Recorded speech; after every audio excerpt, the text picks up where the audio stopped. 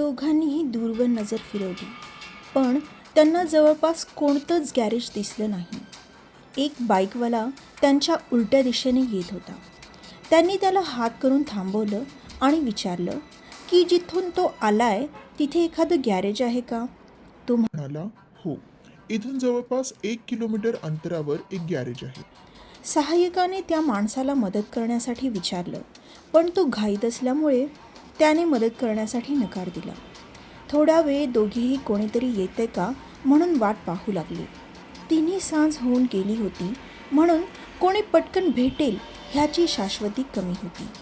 जवळपास 1 तास वाट पाहिल्यानंतर त्यांना एक सायकलस्वार दिसला. ते ज्या दिशेला जात होते त्याच दिशेने तो मुलगा जात होता. साधारण 16 ते 17 वर्षांचा असेल तो मुलगा. तो जवळ आल्यावर सहाय्यकाने त्याला सगळं सांगितलं आणि मदतीसाठी विचारलं. तो काहीही विचार न करता मदतीला धावून आला आणि सहाय्यकाला गॅरेजपर्यंत घेऊन गेला. तिथे त्याला सोडून तो आपल्या वाटेने निघून गेला. सहाय्यकाने गॅरेजवाल्याला सर्व सांगितलं. तो येण्यासाठी तयार झाला, पण तो गॅरेजवाला खूप पैसे मागत होता. सहाय्यकाने खूप विनवणी केली, भाव कमी करायला सांगितला, पण तो तयार झाला नाही. पण शेवटी नाईलाजाने गरज असल्याने सहाय्यकही तयार झाला. मग गॅरेजवाल्याने आपल्या सोबत लागणारं सामान घेतलं आणि त्याची बाईक काढली. ते सामान सहाय्यकाला पकडण्यासाठी दिलं आणि मग दोघे बसून ट्रक जिथे होता त्या दिशेने निघाले. साधारण 10 मिनिटांनी ते तिथे पोहोचले. मग गॅरेजवाल्यानं आपलं काम सुरू केलं. जवळपास 15 ते 20 मिनिटांनी त्यानं त्याचं काम संपवलं. ठरवल्याप्रमाणे त्याला त्याची रक्कम देण्यात आली आणि मग तो निघून गेला. हे दोघेही ट्रक दुरुस्त झाल्याबरोबर पुन्हा निघाले. त्यांचा खूप वेळ वाया गेला होता. ह्यावेळी सहाय्यक ट्रक चालवत होता. रात्रीचे 10 वाजले होते. दोघंही खूप थकले होते, म्हणून एक छोट्या हॉटेलात जेवायला थांबले. जेवण झाल्यावर लगेच त्यांचा पुन्हा प्रवास सुरू झाला. आता फक्त 1 तास बाकी होता. पुढील 1 तासात ते त्या गावात पोहोचणार होते जिथे त्यांना माल पोहोचवायचा होता. आता रात्र बरीच झाली होती, त्यामुळे अंधार भरपूर पसरलेला होता. रस्त्यावरची गर्दीही आता विरळ झाली होती. कधीतरी एखादं वाहन जात होतं. ह्यांचा ट्रक झपाट्याने पुढे चालला होता. अचानक एक बाई ट्रक समोर आली. सहाय्यकाने जोरात ब्रेक लावला.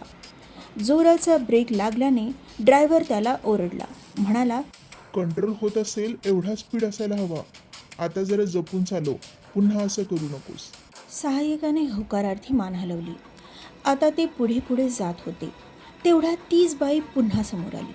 यावेळेस ती रक्ताने माखलेल्या साडीमध्ये होती. ह्यावेळी ती स्त्री ड्रायव्हरला सुद्धा दिसली. ड्रायव्हर म्हणाला, थांब, काहीतरी विचित्र आहे. ती बाई ट्रकजवळ आली. तिचा चेहरा अर्धवट झाकलेला होता. तिचे डोळे, तिच्या डोळ्यांच्या जागी पोकळी होती. सहाय्यक घाबरून धावत पळाला. ड्रायव्हरला जबरदस्त घाम फुटला.